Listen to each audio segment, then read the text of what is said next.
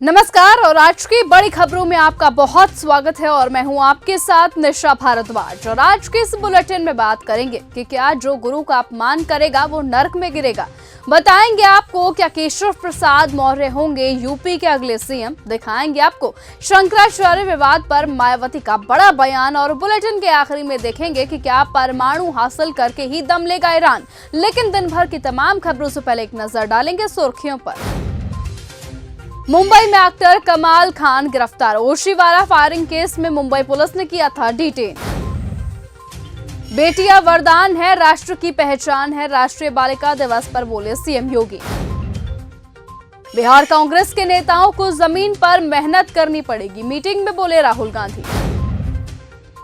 जो गुरु का अपमान करेगा नर्क में गिरेगा। प्रयागराज माघ मेले में शंकराचार्य को लेकर शुरू हुए विवाद पर सियासत भी तेज हो गई है। लखनऊ में कांग्रेस पार्टी शंकराचार्य के समर्थन में आ गई है। पार्टी के दफ्तर के बाहर स्वामी अविमुक्तेश्वर आनंद सरस्वती के समर्थन में पोस्टर्स लगाए गए हैं, जिनमें मौनी अमावस्या के दिन उनके बटुकों के साथ हुई मारपीट को दिखाया गया है। पोस्टर के एक तरफ स्वामी अविमुक्तेश्वर आनंद की तस्वीर है तो वहीं दूसरी ओर कथित रूप से छोटे ब्राह्मणों की शिखा खींचने जाने की तस्वीर दिखाई गई है, जिसमें बटुक हाथ जोड़कर प्रार्थना करते हुए दिख रहा है। इस पोस्टर में श्री रामचरितमानस की चौपाई जाको प्रभु दारुण दुख देही ताकि मति पहले हर लेही का उल्लेख करते हुए पूरे प्रकरण पर सवाल उठाए गए हैं।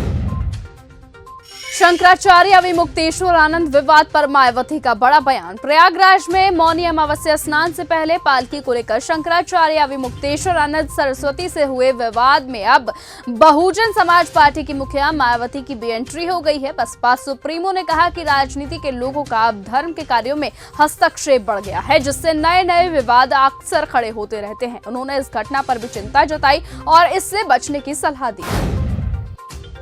शंकराचार्य विवाद पर संत का चौंकाने वाला खुलासा। प्रयागराज माघ मेले में मौनी अमावस्या के मौके पर शंकराचार्य अविमुक्तेश्वर आनंद सरस्वती की पालकी रोके जाने और भक्तों के साथ बदसलूकी किए जाने की घटना को लेकर मौके पर मौजूद जयपुर के एक संत ने बड़ा दावा किया है।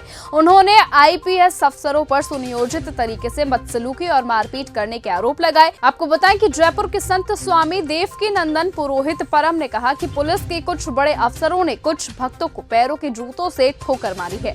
उन्होंने यह दावा किया कि अफसरों ने करीबन 30 भक्तों को हिरासत में लेकर 3 घंटे तक थाने में रखा था। केशव प्रसाद मौर्य को होना चाहिए सीएम। प्रयागराज के माघ मेले में पालकी विवाद के बीच शंकराचार्य अविमुक्तेश्वर आनंद ने डिप्टी सीएम केशव प्रसाद मौर्य को लेकर एक बड़ा बयान दिया। उन्होंने एक इंटरव्यू में केशव प्रसाद मौर्य की काफी तारीफ की और कहा कि वो ये समझते हैं कि अफसरों से गलती हुई है। ऐसे ही व्यक्ति को मुख्यमंत्री होना चाहिए। जो जिद पाल कर बैठा हो उसे सीएम नहीं बनना चाहिए। इस बयान के बाद अब सियासी हलचल भी तेज हो गई है। बीजेपी विधायक अंकुर राज तिवारी पर मारपीट का आरोप। उत्तर प्रदेश के संत कबीर नगर में भारतीय जनता पार्टी के विधायक अंकुर राज कबीर और उनके मौसेरे भाई पर एक शख्स का अपहरण कर बेरहमी से पिटाई का आरोप लगा है। तो वहीं आपको बताया कि पीड़ित का साफ कहना है कि जब वो पिटाई से बेहोश हो गया तो उन्होंने उसे निर्वस्त्र करके उसकी वीडियो बनाई और उस पर पेशाब किया, जिसके बाद वो उसे मरा समझकर हाईवे किनारे फेंक कर भाग गए। और इसी घटना के बाद अब परिजनों ने पुलिस थाने में जमकर हंगामा किया है। अखिलेश यादव ने जनगणना 2027 पर उठाए सवाल। समाजवादी पार्टी के राष्ट्रीय अध्यक्ष अखिलेश यादव ने 2027 की प्रस्तावित जनगणना की अधिसूचना को लेकर केंद्र सरकार और बीजेपी पर हमला बोला। इसी के साथ ही पूर्व मुख्यमंत्री अखिलेश यादव ने सवाल भी उठाया कि जब जनगणना के फॉर्म में जाति का कॉलम ही नहीं है तो फिर जाति जनगणना होगी कैसे। अखिलेश यादव ने इसे बीजेपी का जुमला करार देते हुए कहा कि जातिगत जनगणना न कराना पीडीए के अधिकारियों के खिलाफ एक सुनियोजित साजिश है। दिल्ली में सुधरी हवा की हालात। आपको बताएं कि आज दिल्ली में AQI 274 है। ये भी पुअर कैटेगरी में ही आता है, लेकिन पिछले कुछ दिनों के मुकाबले ये बेहतर है। बारिश और तेज हवा के बाद AQI में थोड़ा सा सुधार हुआ है। तो वहीं इस हफ्ते AQI 440 तक पहुंच गया था। मौसम में बदलाव के बाद काफी सुधार हुआ है। शंकराचार्य ने फर्जी सनातनियों की पोल खोल दी। अविमुक्तेश्वर आनंद को लेकर सपा चीफ अखिलेश यादव के लगातार बड़े बयान सामने आए हैं। ऐसे में अखिलेश यादव ने यह भी कहा कि मुझे खुशी है कि शंकराचार्य डटे हुए हैं, देश का एक एक सनातनी उनके साथ है। शंकराचार्य ने अब फर्जी सनातनियों की पोल खोल कर रख दी है। चुनाव आयोग ने बूथ स्तरीय अधिकारियों पर की सख्ती। भारत निर्वाचन आयोग ने सभी मुख्य निर्वाचन अधिकारियों को बूथ स्तरीय अधिकारियों के खिलाफ उनके कर्तव्यों का पालन न करने, लापरवाही बरतने, दुर्व्यवहार करने या फिर आयोग के निर्देशों की जानबूझकर अवहेलना करने के लिए अनुशासनात्मक कार्रवाई करने हेतु व्यापक दिशा निर्देश जारी कर दिए हैं। नीतीश के मंत्री की एमएनएस को चुनौती। बिहार सरकार ने महाराष्ट्र नवनिर्माण सेना यानी कि एमएनएस नेता यशवंत किलेदार की मुंबई में प्रस्तावित बिहार भवन के निर्माण को रोकने की धमकी पर जवाब दिया है। आरजेडी के नेता अशोक चौधरी ने कड़ा रुख अपनाते हुए कहा कि मुंबई और महाराष्ट्र पूरे देश के हैं। एमएनएस की धमकी पर बिहार के मंत्री अशोक चौधरी ने कहा कि पार्टी को मुंबई पोर्ट ट्रस्ट के पास 30 मंजिला बिहार भवन का निर्माण रोकने की चुनौती दी गई है। आपको बताएं कि अभी कुछ ही दिनों पहले किलेदार ने कहा था कि उनकी पार्टी भवन का निर्माण नहीं होने देगी, जिसके बाद सियासत पूरी तरह से गर्मा गई है।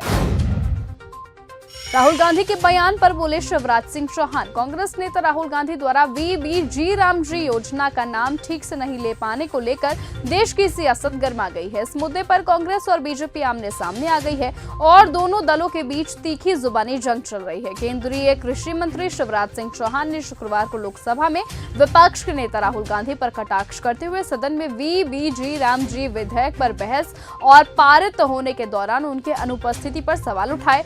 शिवराज सिंह चौहान ने एक्स पर राहुल गांधी के कार्यक्रम की वीडियो क्लिप साझा करते हुए एक पोस्ट में कहा, गजब के ज्ञानी है राहुल जी। वीबीजी रामजी पर दोनों सदनों में देर रात तक घंटों चर्चा हुई। पक्ष और विपक्ष ने हर पहलू पर गंभीर बहस की। देश देख रहा था, सुन रहा था, लेकिन उस समय नेता प्रतिपक्ष विदेश भ्रमण में व्यस्त थे। परमाणु हासिल करके ही दम लेगा ईरान। अमेरिका और ईरान के बीच तनाव लगातार बढ़ता जा रहा है। पिछले कुछ दिनों से ईरान में विरोध तेज हुए हैं। इन प्रदर्शनों में बड़ी संख्या में लोगों की जान गई है और कई लोगों को हिरासत में लिया गया है। मौत के बढ़ते आंकड़ों को लेकर लगातार अमेरिका ने ईरान को चेतावनी दी है। तो वहीं इसी के बाद अब दोनों देशों के बीच दरार और ज्यादा बढ़ती जा रही है। साथ ही एक बार फिर से ईरान के परमाणु कार्यक्रम को लेकर अमेरिका ने बड़ा खुलासा किया है और कहा है कि ईरान अब परमाणु लेकर ही दम लेगा। अवैध सरकार को उखाड़ फेंकना होगा। बांग्लादेश की पूर्व प्रधानमंत्री शेख हसीना ने शुक्रवार को देश की जनता से मोहम्मद यूनुस के नेतृत्व वाली सरकार को उखाड़ फेंकने का आह्वान किया और कहा कि अगर ये सत्ता में बनी रहती है तो स्वतंत्र और निष्पक्ष चुनाव संभव नहीं होंगे। ढाका से नई दिल्ली आने के 17 महीने बाद भारत में अपने पहले सार्वजनिक भाषण में आवामी लीग की नेता ने यह भी कहा कि बांग्लादेश को संयुक्त राष्ट्र से पहले वर्ष की घटनाओं की निष्पक्ष जांच करने का आग्रह करना चाहिए। अपने संबोधन में शेख हसीना ने यूनुस पर जमकर हमला बोला और उन पर अवैध शासन चलाने का आरोप लगाया। उन्होंने ये भी कहा कि देश अब चरमपंथी सांप्रदायिक ताकतों और विदेश अपराधियों के भयावह हमले से तबाह है। अफगानिस्तान जंग पर बयान के लिए माफी मांगी ट्रंप। ब्रिटेन के प्रधानमंत्री कीयर स्टारमर ने अमेरिकी राष्ट्रपति डोनाल्ड ट्रंप से उनके उस बयान के लिए माफी मांगने का अनुरोध किया है जिसमें झूठा दावा किया गया था कि अफगानिस्तान युद्ध के दौरान नाटो देशों के सैनिक मोर्चे से दूर रहे। स्टारमर ने कहा कि मैं उनके साहस, उनकी बहादुरी और अपने देश के लिए किए गए बलिदान को कभी नहीं भूलूंगा। साथ ही साथ उनसे माफी मांगने की अपील भी उन्होंने की है। वेनेजुएला के बाद अब अमेरिका ने किया एक और नाव पर अटैक। अमेरिका ने अंतर्राष्ट्रीय समुद्री क्षेत्र में एक और नाव पर हमला किया है।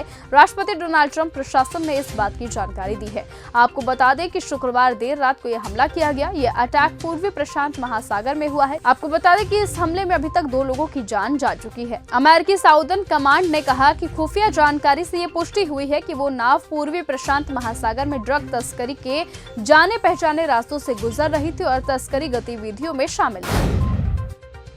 तो फिलहाल आज के इस बुलेटिन में सिर्फ इतना ही। देश और दुनिया की तमाम बाकी खबरों के साथ ऐसे ही जुड़े रहने के लिए आप बने रहिए और हमारे साथ देखते रहिए न्यूज़ गंगा। नमस्कार।